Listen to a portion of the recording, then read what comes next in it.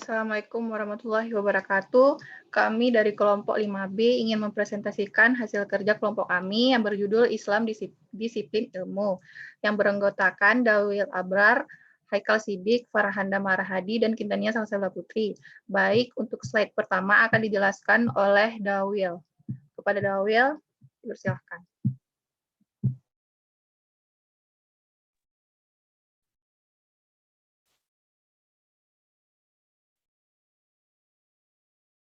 Baik, yang pertama ada sejarah peradaban Islam. Kondisi masyarakat Arab sebelum kehadiran Nabi Muhammad SAW pada masa dahulu tanah Arab itu dapat dibagi menjadi 3 bagian. Yang pertama ada Arab Petrik atau Petrarea, yakni wilayah yang terletak di sebelah barat daya gurun Syria dengan Petra sebagian pusatnya. Lalu yang kedua Arab diserta atau gurun Syria yang kemudian dipakai untuk menyebut seluruh jazirah Arab karena tanahnya yang subur. Lalu terakhir Arab Felix, wilayah hijau atau Greenland, yakni wilayah yang berbagai happy land, yakni wilayah Yaman yang memiliki kebudayaan maju dengan kerajaan Sabah dan Ma'in. Bangsa Arab itu dibagi menjadi 2, yaitu Kahtan dan Adnan. Kahtan semula berdiam di Yaman, namun setelah hancurnya bendungan Ma'rib sekitar tahun 1020 sebelum Masehi, mereka berimigrasi ke utara dan mendirikan kerajaan Hira dan Ghassan. Sedangkan Adnan adalah keturunan Ismail ibn Ibrahim yang banyak mendiami Arab dan Hijaz. Bangsa Arab telah dapat mendirikan kerajaan, diantaranya adalah Sabak, Ma'in, dan Kutban, serta Himyar. Semuanya di Yaman. Di utara Jazirah berdiri kerajaan Hirah atau Manadirah dan Gazan atau Gasasinah. Hijaz menunjukkan wilayah yang tetap merdeka sejak dahulu karena miskin daerahnya.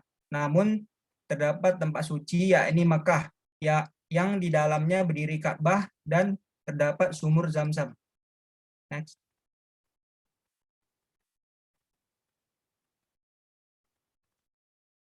Lalu berdirinya pemerintah Madinah. Tahun Islam dimulai dengan hijrahnya Nabi Muhammad SAW dari Mekah ke Madinah di tahun 622 Masehi.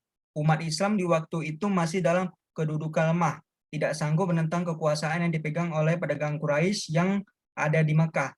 Akhirnya, Nabi bersama sahabat dan umat Islam lainnya meninggalkan kota dan pindah ke Yasrib, yang kemudian terkenal dengan nama Madinah, yaitu kota Nabi. Di kota ini keadaan Nabi dan umat Islam mengalami perubahan yang besar. Kalau di Mekah, mereka sebelumnya merupakan umat lemah yang tertindas. Di Madinah, mereka mempunyai kedudukan yang baik dan menjadi umat yang kuat dan dapat berdiri sendiri.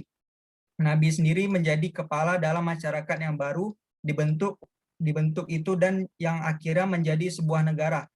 Dan sebagai penghormatan terhadap Nabi Muhammad SAW, nama kota Yatsrib diubah menjadi Madinatun Nabi atau kota Nabi, atau Madinatul Munawwarah atau kota yang bercahaya.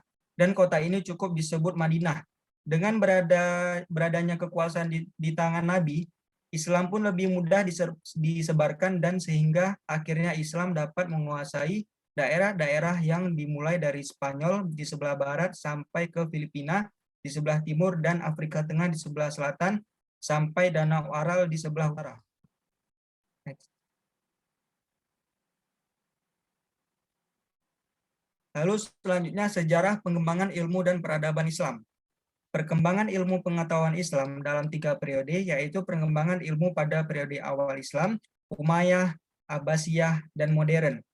Yang pertama ada periode awal Islam. Periode awal Islam ini sering juga disebut sebagai fase yang mana kitab suci Al-Quran baru diturunkan di tengah-tengah umat manusia. Periode ini dimulai dari abad ke-7 sampai ke abad 13 Masehi. Periode ini bermula dengan ditandainya kemajuan perpustakaan Arab, pengajaran Islam, dan penyebaran pokok-pokok peradaban Islam atau arah Islamiyah yang merangkul 3 unsur penting dalam peradaban, yaitu keagamaan atau akidah, kesukuan, kabaliyah, dan aristokratiah. Corak perkembangan peradaban Islam pada periode ini lebih cenderung meramu antara peradaban Islam dengan konsep-konsep Imperium Timur sebelumnya, baik dari sisi ekonomi maupun monoteistik yang telah ada.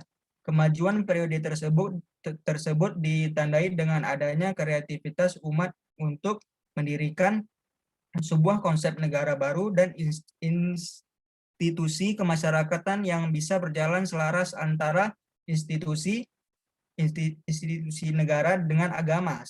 Setelah Islam mengalami ekspansi wilayah lebih luas, tentu pemeluk Islam semakin banyak seiring bertambahnya waktu, serta kehidupan masyarakat kian pesat dan meningkat dalam sektor ekonomi dalam periode ini. Perkembangan ilmu pengetahuan Islam lebih cenderung ke arah ilmu-ilmu syariah atau ulum makliyah, ulum syariah, dibanding ilmu-ilmu logika. Ilmu syariat yang bertumbuh pada sumber primer Islam, Al-Quran dan hadis, mampu menjawab permasalahan-permasalahan seputar ibadah, ubudiyah pasca sepeninggal Rasulullah alaihissalam. Selanjutnya akan dibacakan oleh Farhan Damarahadi.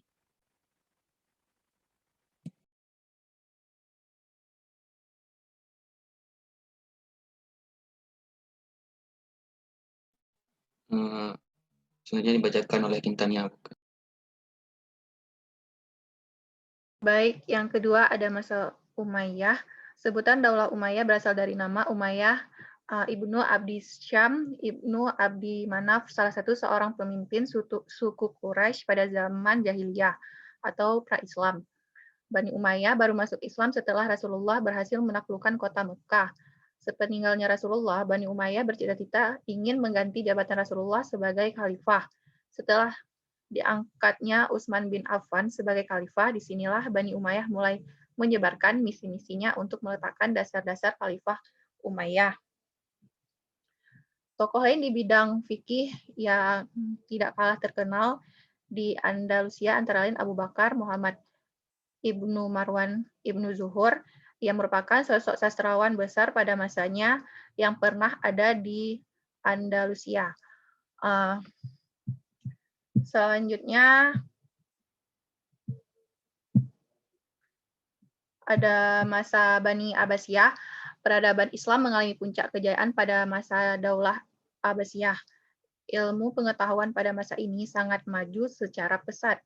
Kemajuan ilmu pengetahuan pada masa ini disebabkan adanya gerakan terjemah besar-besaran terhadap naskah-naskah asing ke dalam bahasa Arab, terutama naskah-naskah Yunani.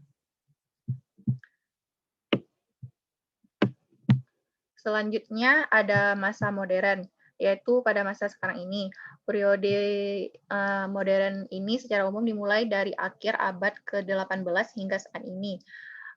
Tentu dalam perjalanan perkembangan ilmu pengetahuan di semua negara memiliki corak dan pembaharu masing-masing.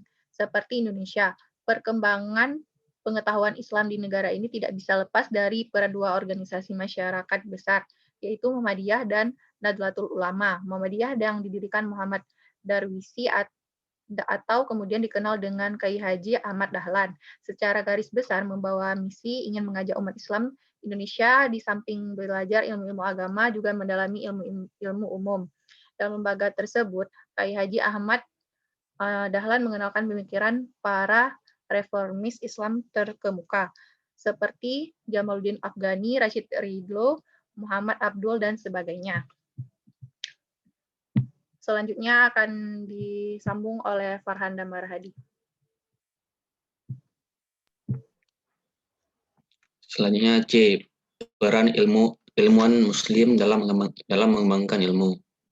Pada abad ke-12 merupakan peradaban Islam yang tertinggi dari sepanjang tahun sebelumnya, sehingga banyak buku-buku ilmu, pengetahuan, dan filsafat karangan para ahli dan filsafat Muslim itu diterjemahkan dalam bahasa Eropa. Di masa ini, selain tercatat sebagai prestasi tertinggi yang pernah diraih umat Islam, tidaknya hanya di bidang ilmu filsafat, sains, tapi di bidang matematika dan ilmuwan Muslim juga telah menemukan tentang sistem notasi dan desimal.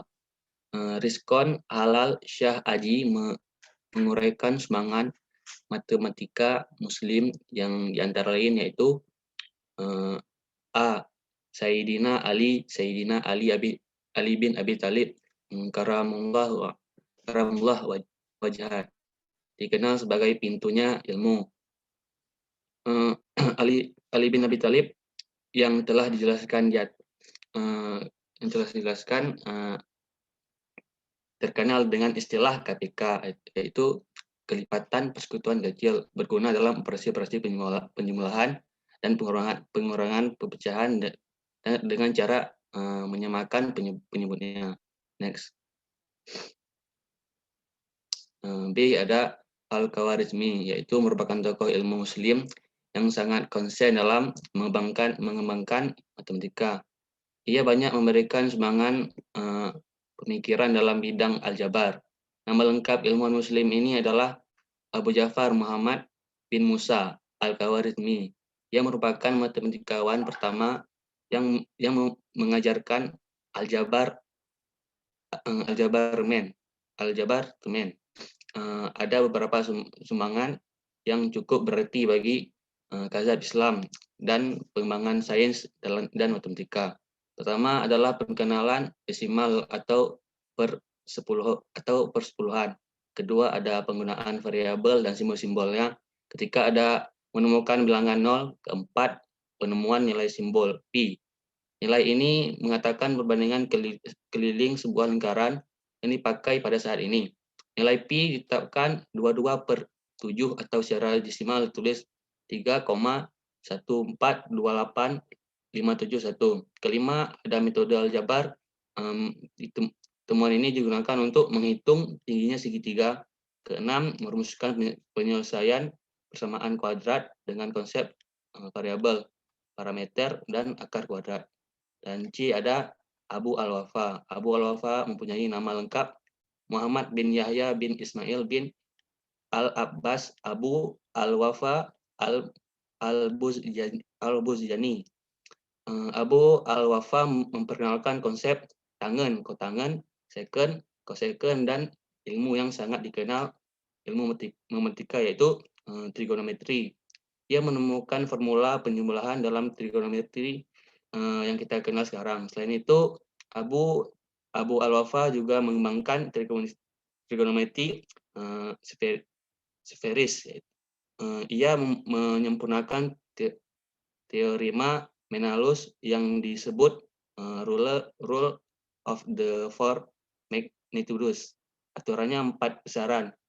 Begitu juga di bidang kedokteran. Salah satu buku yang diadopsi ilmuwan barat adalah karya Ibnu Sina yang kemudian pada abad ke-17 menjadi materi pokok fakultas kedokteran di bagian barat.